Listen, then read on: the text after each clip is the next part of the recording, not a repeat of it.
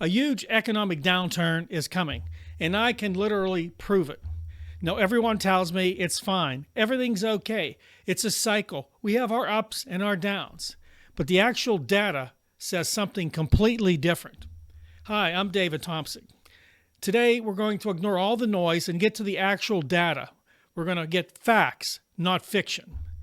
And by the end of this video, you're going to understand and see those things hidden in plain sight. I'm going to have a three-part series, and today I'm going to go over the first two economic indicators that will help prove my case that the U.S. economy is truly crumbling around us. Let's get started. I'm going to start with the granddaddy of all economic indicators, gross domestic product. You know it as GDP. So that no one's left behind and we're all on the same page, I'm going to read a definition of GDP. Here it is.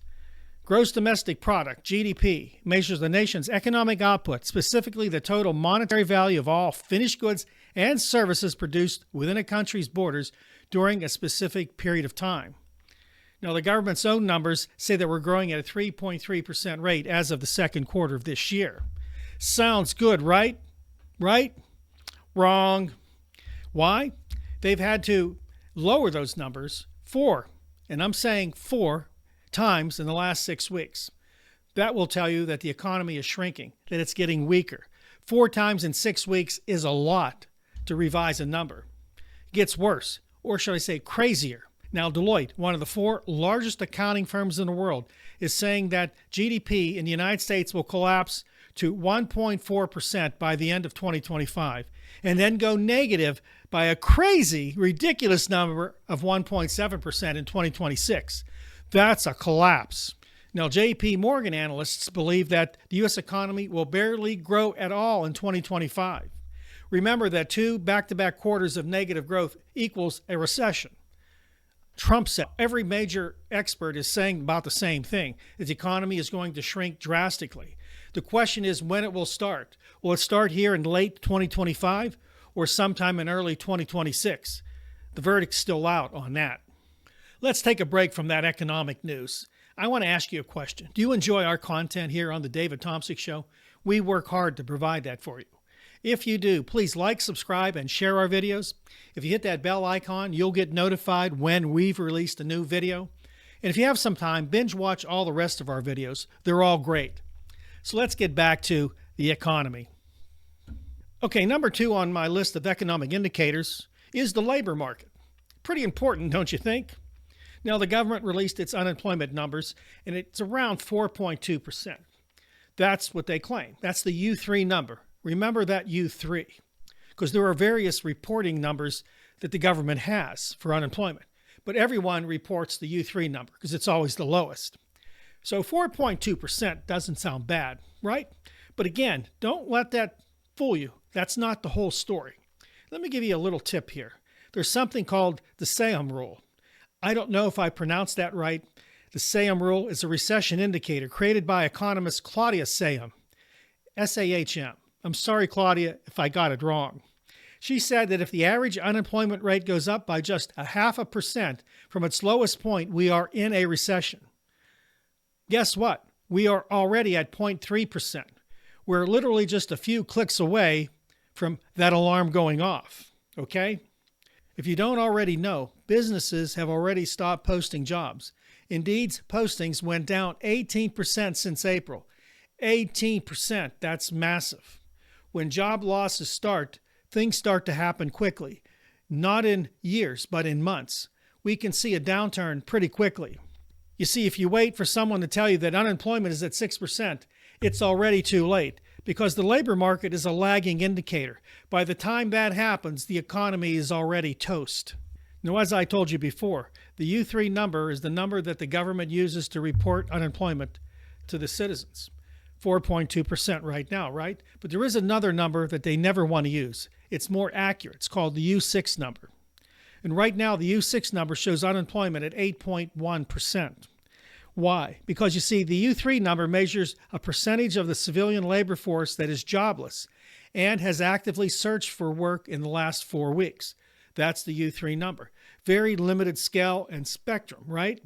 The U6 number is more accurate. It broadcasts a more comprehensive measure of labor market weakness in the U.S. It includes the unemployment U3 number, marginally attached workers who want a job but have stopped looking for one, and workers employed part-time for economic reasons, those who want a full-time job but can't find one. It provides a more complete picture of unemployment and underemployment. So the U6 number is telling us that there's many, many more people that are without jobs. So why doesn't the administration and or any of the news agencies report the U6 number? Because it's a higher number. No one wants to know that the economy is slipping. No one cares about those people that are off the rolls. You see, on the U3 roll, after 365 days, you're no longer counted. On U6, you're always counted. They don't care about the people who drop off the rolls, who fall into the cracks. They don't care. This has been going on for years, and the Trump administration is not going to change it. Believe me. Here's some other facts and figures for you. Doge fired 287,000 people. American companies, as of today, laid off 744,308 employees. This is the highest number of layoffs since the pandemic. Think about that. The world shut down during the pandemic. No one could go to work. And yet right now, more people are being laid off. As of today, we don't even have the rest of the year in than during the pandemic. Think about it. This is a 220% jump in layoffs compared to last year. 220%. And they're not done. Over 24% of the people are functionally unemployed with a shitty health insurance, if they have health insurance at all. Pretty much they're making poverty wages. This is the highest level it's been in history. Tell me that isn't striking a nerve in your brain, saying there's something off here. I can no longer blame Joe Biden or Barack Obama. No, you can't. It lays directly on the shoulders of this administration and its president. Experts believe that another 480,000 more Americans will lose their jobs before the end of the year. Okay, let me sort of break this down. We talked about GDP, it's shrinking. We talked about the labor market, it's shrinking.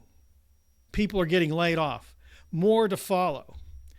2026 doesn't look so bright, does it? Because they're claiming GDP in 2026 will be in the negative. What more will happen with layoffs in 2026 as the economy slows down? You see, too many people think of collapse as a picture out of they think of these burned cities and people migrating from town to town in groups trying to find food. No. Collapse happens to the most vulnerable people in our country. They're the ones that see it first. They're the ones that get hurt first. And they are already being hurt. Wait till 2026 and the big, beautiful bill kicks in. Wait till people have less money to spend. Wait till the Medicare stipulation that you need to work to get health insurance is put into place and people can't find jobs. What's going to happen to them? What happens when the SNAP payments are gone and you can't afford to buy food because food prices continue to rise? The president said he was going to fix them on day one. Nothing this guy said was real. It's been a lie day to day. Did you know that he wanted Greenland? Do you remember that? I'm going to throw this in. This is a bonus for you today. He wanted to buy Greenland. Just buy it. Then he wanted to take it over militarily. He then attacked Canada, wanted to barter with them for them to become part of the United States. Guess what happened behind the scenes? Their Prime Minister, Carney, made deals with Greenland. Made deals for all those badly. Made deals that was basically great for Canada and Greenland. The Pentagon's furious. The War Department's furious. Military contractors are furious. And Donald Trump is furious because his tactics are brainless. They're stupid and they're arrogant. He's now put our country at risk for collapse. He's going to be overseeing the final nails put into the coffin of the United States empire. Donald Trump personally is destroying our economy with taxes, with lack of regulations for people who need it, for lack of health care for people who need it, for lack of food stamps for people who need it, leaving the most vulnerable out to fend for themselves. while his followers support it, love it, think it's fantastic. Because these people don't work. They won't do anything like us white people. We made this country. We come over here and look, it's all of us. And we got to bow down to these people. Well, I won't. And as Donald Trump is out to get anybody who's against him, and I've talked about this in my last two videos. I'm putting links in the description box. Watch them. They're important, about survival tips and what happens when your family betrays you to the Trump secret police. Those two videos are already out. Watch them. Because when that happens, many podcasters like me will stay in front of our cameras and report the truth in spite of the threats. Because truth is the only answer we have to what's happening today. We need to stand together, friends. We need to stand together and fight tyranny.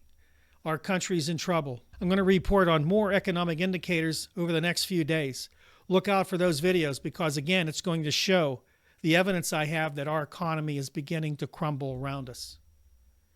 Please like, subscribe, and share our videos. Hit the bell icon so you can get notified when we release new ones. Check out our old videos. Have your head on a swivel. You never know when you're going to be blindsided by something or somebody, because right now this country's on edge of a civil war.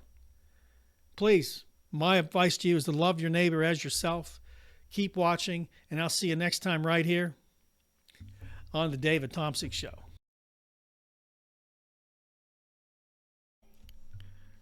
Over 24% of the people are unemployed.